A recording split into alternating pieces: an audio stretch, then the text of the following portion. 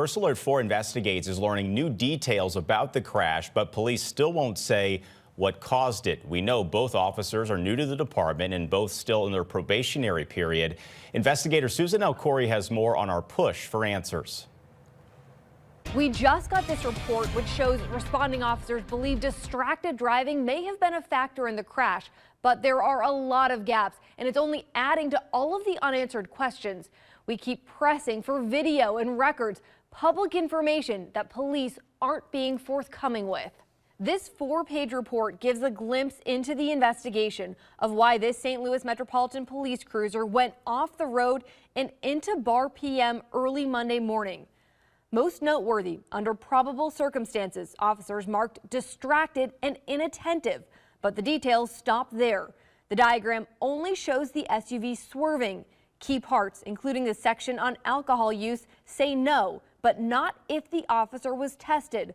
Police also opted to redact their summary. This is the only record First Alert 4 Investigates has been able to get from police. We asked for body and dash camera video as well as radio traffic. SLMPD claims they can't release anything because the investigation is ongoing.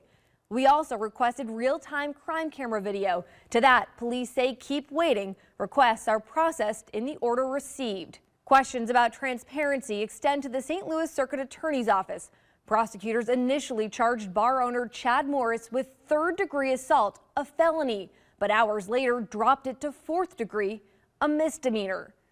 First Alert 4 Investigates asked prosecutors what changed. Their response, upon review of the evidence, the charge was reduced to fourth-degree assault. They won't say what the evidence is or if it includes any video. We keep asking the department if the officers were tested for drug or alcohol use. SLMPD won't answer that question directly.